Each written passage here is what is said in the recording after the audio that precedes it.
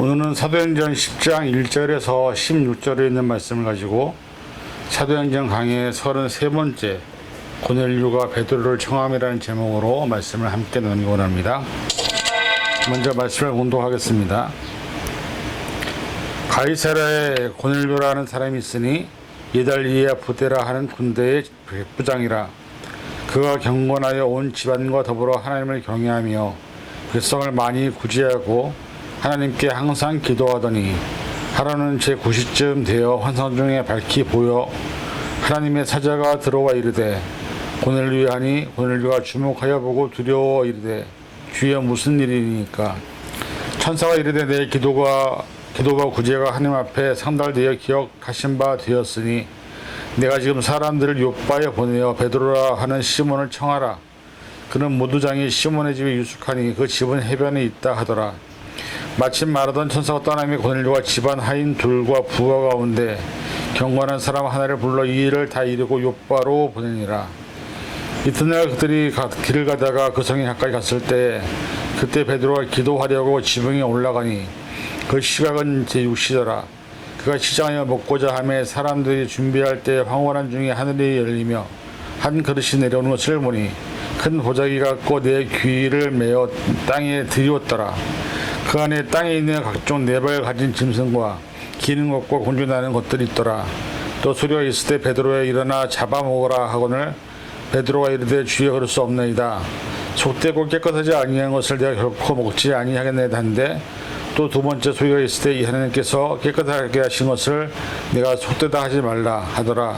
이런 일이 3번 있은 후 그 그릇이 곧 하늘로 올려져 가니라. 아멘. 기도하겠습니다. 하나님의 역사는 사람의 생각과 또 지식을 뛰어넘어서 일하시는 것을 다시 한번 보게 됩니다. 하나님께 인정받았던 고넬료를 통해서 베드로를 청하는 모습을 보면서 우리는 하나님이 일하시는 그 시작과 끝이 어디에 있는지 잘 모를 때가 있습니다. 그러나 주님은 여전히 우리와 함께 계시며 우리의 삶에서도 여전히 역사하신다는 사실을 깨닫게 도와주시옵소서. 오늘 이 사건을 통해서 깨닫는 지혜를 주시고 하나님께서 우리에게 원하시고 바라시는 뜻을 깨달을 수 있는 은혜를 더하여 주옵소서. 감사드리며 예수님의 이름으로 간절히 기도하옵나이다. 아멘. 오늘 1절에 보니까 가이사랴에 고넬료라는 사람이 있으니 이 사람은 이달리아 부대라는 군대의 백부장이라고 얘기를 하고 있습니다. 사실 이 고넬료라는 사람이 하나님께 인정을 받은 것은 여러 가지 이유가 있겠지만 가장 중요한 것은 경건한 사람이었고 기도를 많이 했던 사람 그리고 구제를 많이 했던 사람이라는 것을 우리는 보게 됩니다. 이 고넬료가 이끌었던 이달리아 부대라는 것은 사실은 어떤 로마의 보조 부대의 백부장이 아니라 로마의 정규 군대의 백부장이었음을 얘기하고 있습니다. 즉 로마 사람으로서 로마에 파견되어 여기 나와 있었던 엘리트 군인 장교였고, 근데 중요한 것은 이 로마 사람이 이제를 보니까 그가 경건하여 온 집안과 더불어 하나님을 경외하며 백성을 많이 구제하고 하나님께 항상 기도하더니라는 이 구절을 통해서 이 고넬료라는 사람이 어떤 사람인지를 잘 보여주고 있습니다. 이 사람이 사실 로마의 백부장으로서 자신 수하의 100명의 부하를 거느리고 있는 장교임에도 불구하고 로마가 갖고 있는 특권, 로마가 가지고 있을 수 있는 여러 가지 많은 베네핏이 있음에도 불구하고 이는 복음을 받아들이고 예수 그리스도를 영접했고 그래서 하나님을 경외하면서 사실은 많은 백성을 구제하는 모습을 보면서 이런 사람이 어떻게 보면 하나님께서 쓰시는 사람의 조건이라는 것을 보게 됩니다. 경건했지만은 자기 집안뿐만 아니라 가족들과 종들과 함께 하나님을 경외하는 사람이었고 이 백성을 많이 구제했다는 것은 그것이 로마 사람을 구제한 것이 아니라 자기가 주둔하고 있는 유대 지역에 이스라엘 사람들에게 자세를 많이 베푸는 것이 그의 아름다운 미덕일 것입니다. 사실 나중에 베드로가 이 사람을 보고 나중에 22절에 이렇게 얘기합니다. 그는 의인이요 하나님을 경외하는 사람이라고 증언을 합니다. 그럴 정도로 사실은 어떻게 보면은 이런 말을 듣는 것이 어떻게 보면 우리 그리스도인들의 가장 큰 소망이 아닐까. 하나님으로부터 하나님께 인정받은 의인이요 하나님을 경외하는 사람이라는 칭찬을 받을 수 있는 사람이 되는 것이 아마 저와 여러분이 신앙생활을 하는 또 하나의 목적이 될 수도 있을 것입니다. 어쨌든 간에 그는 유대교로 완전히 개종한 사람은 아니었지만 사실은 비슷한 수준이 있었고, 당시 이방인들 중에서 율법을 배우고자 했지만, 하나님을 믿었지만 유대교로 개종하지 않았던 사람이 많았던 것을 보게 됩니다. 유대교를 개종하지 않았어도 유대인처럼 하나님을 믿었던 사람, 그리고 고넬료가 열심히 하나님께 기도하며 구제도 많이 하는 사람이었지만, 어떻게 보면 그의 신앙이 완전하게 하나님 앞에 온전히 돌아선 것은 아닌지도 모릅니다. 구역만 어느 정도 알 뿐 어떻게 보면 예수님을 알지 못했던 사람일 수도 있습니다. 그런데 그 사람과 베드로를 만나게 하는 하나님의 역사는, 하나님께서 고넬료라는 사람을 택하셨고 고넬료에게 예수 그리스도를 존재를 알게 하시고 예수 그리스도를 통해서 복음이 증거되기를 원하셔서 결국은 베드로를 청하게 되는 이 사건을 보게 됩니다. 근데 중요한 것은 뭐냐면, 이 베드로에게 주어진 환상에서 말씀해 주신 것처럼 고넬료에게는 구원이라는 사건이 사실은 어떻게 보면 속되고 깨끗하지 않은 것일 수도 있습니다. 그런데 베드로가 생각할 때는 그렇게 얘기하죠. 속되고 깨끗하지 않은 것을 어떻게 먹을 수 있습니까? 얘기하지만 그 얘기는 뭐냐면, 이방인들은 아직까지, 사실은 로마인들까지도 아직까지는 복음 안에 들어와 있지 않은 사실은 이방인이라는 것을 얘기하고 있습니다. 그런데 그거에 대해서 하나님은 네가 속되다고 판단하지 마라, 내가 깨끗하다고 하면 깨끗한 것이다라고 얘기하면서 사실 베드로를 설득하면서 베드로와 고넬료를 만나게 하시는 사건을 보게 됩니다. 중요한 것은 뭐냐면, 아무리 훌륭해도 결국은 속되고 깨끗하지 못한 이방인일 수도 있다는 것입니다. 근데 그 이방인을 하나님께서 깨끗하게 하시겠다고 지금 베드로를 부르시는 것입니다. 하나님이 선언해 주셨기 때문에 구원을 받은 것이라는 것이죠. 근데 사실 이 얘기를 우리에게 직접 대입을 해보면, 저와 여러분이 신앙생활을 하고 있고 예수님 믿고 있다고 하지만 정말 우리가 하나님 앞에서 흠이 없고 완전한 사람이라고 생각하십니까?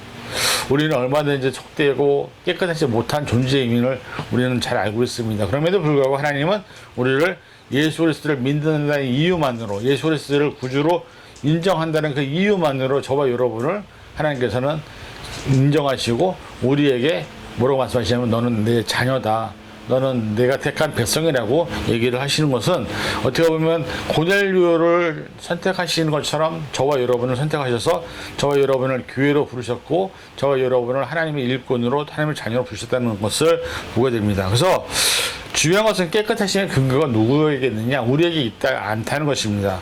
우리가 더럽다고 해서, 우리가 잘못했다고 해서 비판한다고 해서 그것이 잘못된 것이 아니라 하나님께서 인정하시면 그것이 깨끗하다는 것을 오늘 본문은 우리에게 말씀하고 있습니다.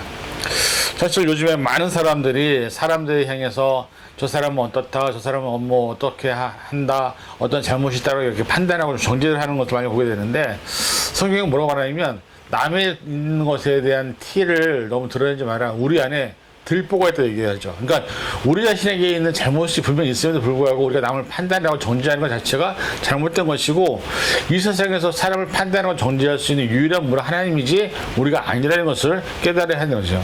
우리가 누구인데 다른 사람을 함부로 판단하고, 저 사람이 믿음 함부로 판단하고, 저 사람이 함부로 뭐 천국에 간다 못 간다를 정죄할 수 있겠습니까? 그것은 우리의 권한이 아니라는 것입니다. 즉 하나님이 인정하시면 되는 것이지, 하나님이 인정하지 않으시면 안 되는 것이지, 결국은 우리의 소관이 아니라는 것을 오늘 본문은 보고 있습니다. 그런데 이 고넬료가 환상을 보게 되죠. 로마 사람으로서 경건하게 기도하러 올라갔는데, 그때 하나님의 사자가 들어와서 고넬료 부릅니다. 그러면서 이 고넬료가 기도하는 그 모습을 보면서 우리가 한 가지 기억할 수 뭐냐면, 이 유대인들의 시간은 항상 어떻게 보면은 정해진 시간에, 자기들이 정해놓은 시간에 기도를 하는 습관들이 있었다는 것이죠. 근데 고넬료를 부르면서 고넬료가 무슨 일이냐고 천사에게 물어보죠. 4절에. 그랬더니 이렇게 말합니다. 5절부터 6절에 보니까, 지금 사람들을 요바로 보내어서 베드로라는 시몬을 청하라. 그가 무두장이 시몬의 집에 유숙하니 그 집은 해변에 있다라고 이제 자세하게 정보를 제공하게 됩니다. 천사는 베드로가 있는 집과 장소까지 정확하게 알려줍니다. 이 베드로라는 이름의 그 사람을 청하는 것은 사실은 이곳에서부터, 고넬료가 있는 곳에서부터 이미 50km가 떨어져 있는 곳입니다. 근데 중요한 것은 뭐냐면, 거기까지 가서 그 사람을 청하라고 했을 때 고넬료는 의아했을지도 모릅니다. 왜 굳이 저 멀리 있는, 그리고 잘 알지도 못하는 사람을 불러라고 얘기를 했을까? 그런데 중요한 것은 이 고넬료의 행동입니다. 그 음성을 듣고 난 다음에 천사가 떠나고 난 다음에 이 고넬료는 바로 자기 수하에 있는 충실한 사람들을 몇몇 선정해서 고넬료가 그들을 보내게 되죠. 그리고 베드로를 청하는 사건이 오게 됩니다. 사실 이때에 우리가 한 가지 짚어야 될 포인트가 있습니다. 베드로도 기도하러 지붕에 올라가는 시간이었고, 그 다음에 사실은 어떻게 보면 고넬료도 기도하러 하는 시간이었다는 것이죠. 서로 다른 지역에서 기도하는 사람들이 있었는데 그 기도회를 통해서 하나님은 두 사람을 만나게 하시는, 한 사람에게는 고넬료에게는 베드로라는 사람이 어디에 있는지, 무엇을 하는 사람인지 그 사람을 청하라고 자세한 정보를 주시고, 그 다음에 베드로에게는 부정한 음식을 보여주시면서 먹으라고 얘기하시면서 부정한 것을 절대 너가 결정하지 말고 내가 깨끗한 것이니 너는 이방인들에게 복을 정하라고 얘기하면서 두 사람이 기도하는 시간에 하나님은 동시에 고넬료에도 나타나시고 베드로에게도 나타났다는 것을 우리가 보게 됩니다. 이것이 얼마나 중요한 일입니까? 사실은 기도를 우리가 해야 되는 이유는 내가 기도할 때 내 주변에서 아무 일도 일어나지 않을 수 있습니다. 그러나 고넬료와 베드로의 이 상황을 보면 하나님은 이 50km가 떨어진 지역에 있는 서로 다른 사람들이 기도할 때 하나님 거기서 기도하는 사람들을 통해서 천사를 보내서 고넬료를 얘기하시고 베드로에게는 환상을 통해서 이방인들을 구원하라는 사명을 주시는 것을 볼 때, 기도가 내가 기도할 때 내 주변에서는 눈에 보이지 않지만 어디선가 이 기도에 돕는 동역자를 만드시고 이 기도에 필요한 사람들을 만드시고 이 기도를 통해서 일하시는 사람들을 만나시는 것을 하나님은 다른 곳에서 하신다는 것을 우리는 보게 된다는 것이죠. 그래서 고넬료가 어떻게 합니까? 믿음이 있었기 때문에 바로 즉시 순종을 합니다. 7절 8절에 보니까는 고넬료가 집안 하인 둘과 부하 가운데 경건한 사람 하나를 불러서 요바로 보냅니다. 사실 고넬료 입장에서는 고민할 수도 있었습니다. 굳이 이렇게 해야 될까? 내가 저 사람을 왜 불러야 될까? 혹시 그 사람이 나에게 오게 되면 어떤 문제가 생기지 않을까라고 걱정을 할 수도 있었는데, 천사가 와서 고지해 주신 것이기 때문에 사실 고넬료는 아무 생각 없이 믿음으로 사람들을 바로 보내는 것을 보게 됩니다. 이 부분에 대해서 사실은 어떻게 보면 영적인 사람들을 보내는 것을 우리는 보게 되죠. 고넬료가 그냥 아무 100명의 군사가 있었고 종이 많았으니까는 아무 사람이 보냈으면 됐는데, 사도를 청함에 있어서 그는 경건한 종들, 그 다음에 믿을 만한 수한 사람을 선택해서 보내게 된 겁니다. 이것이 바로 순종의 모습이고, 영적인 일은 영적인 사람들을 통해서 이루어져야 된다는 것이죠. 중요한 것은 고넬료가 그냥 아무 사람이나 생각없는 사람들을 보냈다고 한다면 이 사람들이 사실은 그런 일에 대해서 중요하게 생각하지도 않았을 뿐더러 굳이 그런 일 때문에 내가 거기 가야 되나 하는 마음도 있을 것입니다. 그런데 고넬료가 했던 건 뭐냐면, 그 보낼 사람들을 3명을 딱 불러놓고서 천사가 나에게 있었던 일들, 그 다음에 그 상황들을 다 설명을 해줍니다. 그러니까 결국은 이 사람들이 영적인 사람들이었기 때문에 그 고넬료가 하는 얘기를 다 알아들었다는 것이죠. 그리고 자기들에게 맡겨진 사명, 그냥 베드로를 데리고 오는 것이지만 그것이 얼마나 중요한 하나님의 선한 사역을 이루는 하나의 과정인지를 깨달았기 때문에 이 사람들은 고넬료의 명령을 받고 가지만 자기들이 하는 그 사명이 하나님의 일이라는 것을 깨달을 정도로 영적으로 민감한 사람들이었다는 것을 우리가 보게 됩니다. 천사까지 동원해서 알려줄 정도라고 한다면 그것이 그게 흔한 일은 아니지 않습니까? 그래서 그렇게 보내는 과정에 그때 베드로는 성경을 읽다가 사실은 어떻게 보면 이제 기도하러 올라가게 되죠. 근데 그때 중요한 것은 뭐냐면, 기도하러 올라가서 그가 본 환상이 사실은 우리에게 큰 도전을 준다는 것입니다. 열심히 기도하고 있는데 근데 사실은 우리는 걱정도 생기고 두려움도 생길 수 있습니다. 그런데 오늘 본문에 나오는 이 한편이라는 한 단어, 9절 10절에 보니까는 이튿날 그들이 길을 가다가 그 성이 가까이 갔을 때 베드로가 기도하려고 올라가니 그 시가 육시더라. 그가 시장에 뵙고자 하며 사람들이 준비할 때 황혼한 중에 라고 얘기하면서, 사실은 기도하는 그 시간에 때로는 우리는 많은 기도의 제목을 갖고 기도를 합니다. 가족을 위해서, 우리 자녀들을 위해서, 건강을 위해서, 부모님을 위해서, 때로는 아픈 우리 형제들을 위해서, 지치들을 위해서, 어떤 내 삶의 문제들을 위해서. 근데 중요한 것은 뭐냐면, 우리가 그 기도하는 시간이 되게 짧고 연약하지만 그 기도를 하나님은 외면치 아니하신다는 것입니다. 그래서 사실 우리가 한 가지 기회가 될 것은 뭐냐면, 내가 기도할 때 하나님은 이 기도에 응답하시기 위해서 일하고 있다는 것을 잊지 마시기 바랍니다. 고넬료가 기도할 때, 베드로가 기도할 때 하나님은 베드로에게 이방인들의 어떤 선입견을, 편견을 없애는 환상을 보여주시고, 또 고넬료에게는 베드로를 청하라고 하는 어떤 고지를 통해서 일하시는 모습을 통해서 저와 여러분들이 기도할 일이 얼마나 중요한 것인지. 베드로는 사람들이 온다는 것을 잘 몰랐습니다. 고넬료가 사람을 보낸다는 얘기도 잘 몰랐습니다. 다만 베드로가 본 것은 뭐냐면, 환상을 보았는데 거기서 보자기에 먹을 것이 내려왔는데 깨끗하지 못한, 경건하지 못한 음식들이 내려왔는데 유대인의 입장에서는 사실 그거 먹지 않는 것이 맞는 것입니다. 그런데 베드로가 얘기하죠. 내가 그것을 어떻게 먹을 수 있겠습니까? 그것은 부정한 것입니다. 더러운 것입니다. 그런데 하나님께서 뭐라고 말씀하시냐면, 내가 깨끗하다고 하는 것은 깨끗한 것이다. 그래서 그 모든 것들은 네가 판단하지 마라. 사실 우리가 선교를 하거나 전도를 하거나 아니면 또 어떤 목회 현장에서 아니면 교회의 상황에서 제일 많이 하는 실수가 이게 나의 판단입니다. 나의 판단과 나의 생각이 다른 사람들 정죄하고 판단하다 보면 결국 그로 인해서 다른 사람들의 구원의 길을 막기도 하고 다른 사람들의 상처를 주기도 하고 다른 사람들과 관계 속에서 어려움을 겪는 것을 우리는 많이 보게 됩니다. 근데 중요한 것은 우리는 판단하지 말아야 합니다. 우리는 단지 기도할 뿐입니다.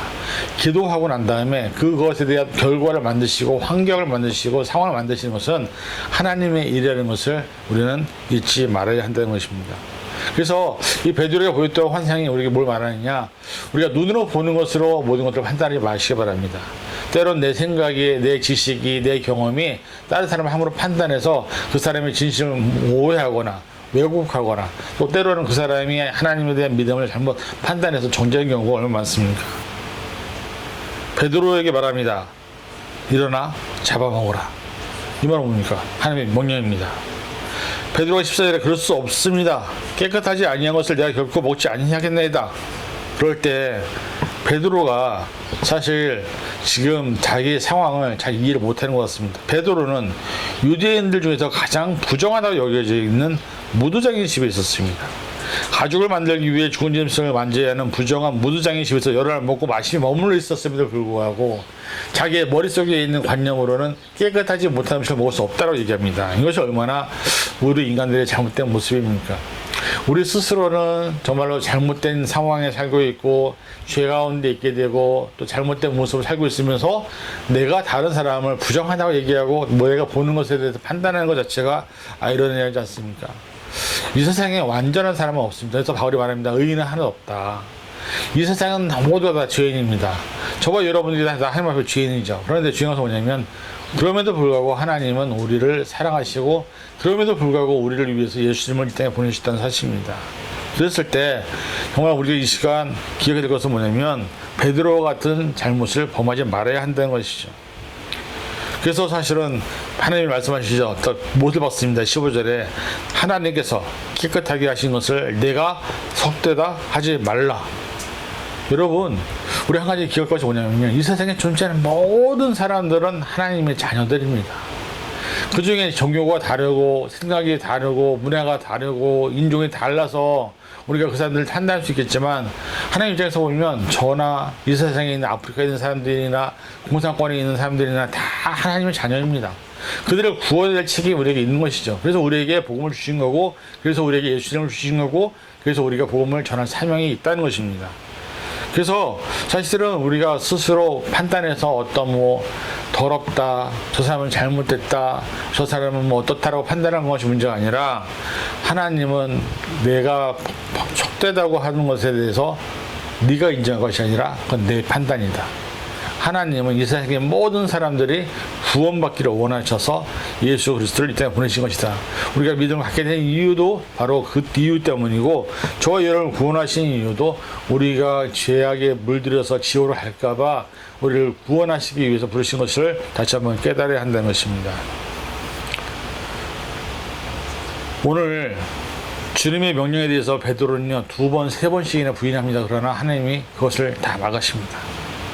여러분, 우리가 사실 진로를 결정하고 또 교회에서 어떤 문제가 생기고 또 어떻게 보면 서로 싸우게 되고 또 감정이 상할 수도 있고 수많은 문제들이 생길 수 있죠. 그게 가족 간에도 생기기도 하고 직장 간에 있는 동료 간에 생기기도 하고 또 사람과의 관계 속에서도 수없이 그런 문제들이 생길 수 있습니다. 그러나 하나님이 무엇을 원하시는지를 우리는 생각해야 합니다. 그 속에서 하나님이 원하시는 것은 우리가 평화의 도구가 되기를 원하신다는 것이죠. 예수님의 이름이 내 안에 있기 때문에 예수 그리스도의 존재가 성령이 내 안에 함께하기 때문에 나로 말미암아 내가 있는 그 자리가 평화의 자리, 복음의 증거의 자리, 사랑의 자리, 화평의 자리가 되어야 된다는 것입니다. 그것이 바로 교회라는 것입니다. 교회는 그러기 위해서 존재하는 것입니다. 사람들과 서로 생각이 다른 사람들이 다 모여서 이 하나님 안에서 하나가 된다는 것이 말로는 어렵죠. 생각하기도 어렵죠. 그러나 실제로 그것이 그 방법밖에 없다는 겁니다. 하나님이 함께 하실 때 가능하다는 것이죠. 그래서 마가의 다락방에 모였던 120명의 문도들이 성령 충만을 받았을 때 그 역사가 일어난 것입니다. 우리가 볼 때 불가능하죠. 그러나 문제가 뭐냐면 그 일은 하나님께서 하시는 것이지 우리의 조관이 알리는 것을 깨달아야 합니다. 그래서 결국은 베드로와 고넬료가 만남으로 인해서 이방인에 대한 구원의 역사가 다시 확장되어 가는 것이죠. 벌써 베드로가 있는 그 무두장의 집에서 50km 떨어진 곳에서 복음 증거되기 위해서 그를 만나게 하시는 그 하나님의 사건을 보면서 하나님의 역사는 놀랍게 일하시는구나. 하나님은 베드로를 통해서 복음을 증거되기를 원하시는구나. 그럼 베드로는 그것을 마다할 이유가 없습니다. 왜? 자기에게 주어진 사명이니까요. 근데 그건 우리도 마찬가지 아닐까요? 저와 여러분에게 주어진 사명이 뭡니까? 그냥 복음을 증거하는 겁니다. 예수님의 사랑을 전하는 겁니다. 그래서 정말로 많은 믿지 않는 사람들이 우리 때문에 예수를 알게 되고 우리 때문에 예수님을 믿게 되고 우리 때문에 구원의 복음에 합류하게 되는 것을 오늘 이 시간 바라고 있음을 깨달아야 한다는 것이죠. 내 삶에서도 우리 스스로가 안 된다고 하지 마시기 바랍니다. 빌립보서 4장 13절 내게 능력 주신 자 안에서 내가 모든 것을 할 수 있느니라.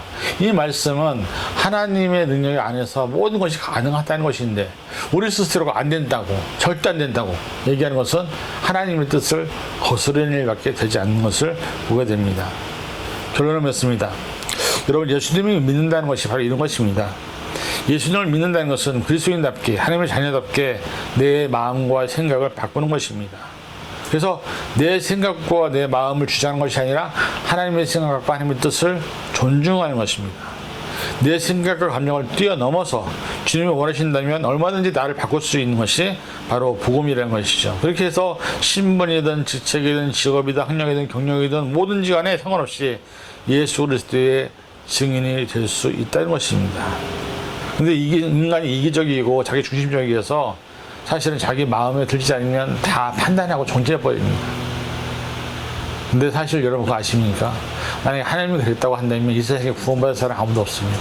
우리 모두는 다 지옥 가야 됩니다. 그런데 하나님은 그런 우리를 품으셔서 우리를 구원해 주시고 죄 없으신 예수 그리스도를 십자가에 내어 주셨습니다. 그리고 그분의 보혈의 피로 저와 여러분이 구원을 받았습니다. 예수님을 믿는다는 것, 예수님이 제대로 산다는 것, 그것은 언제나 어디서나 어떤 상황 속에서도 그리스도가 내 안의 주인임을 인정하는 것입니다. 그리고 예수님이 원하시는 모습으로 예수님이 원하시는 삶의 상황으로 우리를 내어드리는 것. 그랬을 때 저 여러분이 인정받게 되는 것을 기억하시고 오늘 이 시간 고넬료 같이 경건하게 인정을 받고 믿음이 인정받는 삶이 되기를 바라시고 또한 베드로와 같이 어떻게 보면은 내가 갖고 있는 생각을 자꾸 주장을 내세우지 말고 하나님이 원하시는 말씀대로 순종할 수 있는 사람이 되셔서 하나님의 귀한 복음의 도구로 쓰임받기에 부족함 없는 저와 여러분이 될 수 있기를 주님의 이름으로 간절히 축원을 드립니다. 기도하겠습니다.